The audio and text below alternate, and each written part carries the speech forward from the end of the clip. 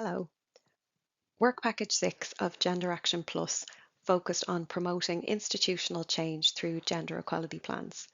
This work package was led by the Higher Education Authority in Ireland, and we worked with partners in Ireland, Italy, Poland, and Lithuania to complete the work package.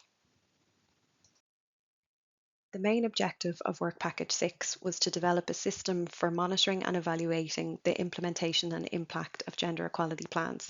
This was to support institutional change as the main instrument to promote inclusive gender equality in the European research area. We were conscious that there's already a lot of research and knowledge relating to gender equality plans, so part of our task was to leverage and build on this in terms of carrying out benchmarking, developing good practice guidance on monitoring and evaluating at national level, and also in developing policy advice. To give a bit more specific detail on the deliverables and tasks of Work Package 6, the first deliverable was a benchmarking analysis that was carried out by our Polish partner OPI, which looked at the current state of play in relation to monitoring and evaluation of GEPs across the era.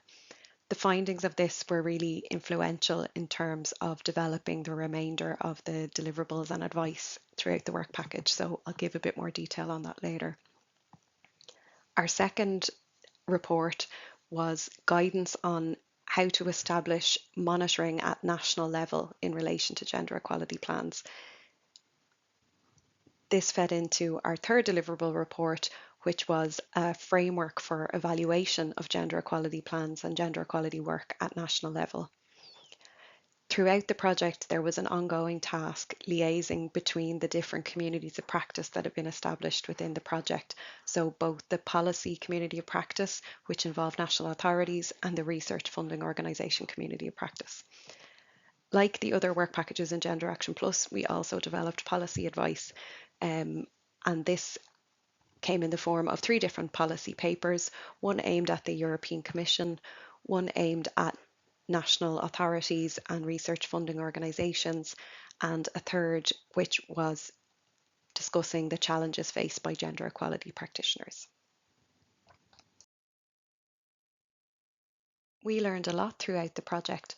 Some of the things that were really useful were the benchmarking exercise, which allowed us to map GEP requirements across the era and provided this clearer understanding of the state of play in relation to gender equality plans. So this really demonstrated that there's quite a lot of difference and variance across different member states and associated countries when it comes to having a gender equality plan requirement or not, and the expectations and practices around monitoring and evaluation.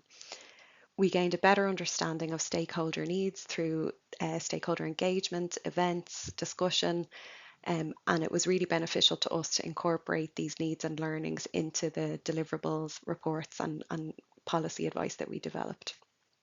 The collaboration across the consortium was really, really beneficial to us within the work package, and we were very happy that Work Package 6 findings were highlighted at the Gender Action Plus midterm event and final conference. There were many results and findings from Work Package 6, but just to summarise some of the most important ones, we learned that the Horizon Europe GEP eligibility criterion has had a catalytic effect on gender equality work at national level. This included an increase in approved GEPs in research and innovation organisations. And to us, this really demonstrates the need to continue this requirement into the next framework programme. We've learned that greater emphasis should be placed by the European Commission and national authorities on monitoring and evaluation and the importance of carrying this out, but also to look at how this can be done in a way that's both systematic and also sustainable for those who are involved. We've learned that dedicated resources and mutual learning are really, really important in terms of successful monitoring, evaluation and implementation of gender equality plans. So as we look ahead to the future, here's some key messages emerging from Work Package 6. We know that gender equality plans are not perfect, but they should be underlined as the most important instrument we currently have for advancing inclusive gender equality in the European research area. It's necessary to continue the GEP requirement in the next framework programme, and there's also an opportunity to make the recommended thematic areas mandatory. And we know already that some organisations are either already doing this or they're planning to implement this in the future. We must also continue to build capacity for the monitoring and evaluation of GEPs. Thanks for listening, and we hope that you will have a look at our deliverable reports and policy advice on the Gender Action Plus website.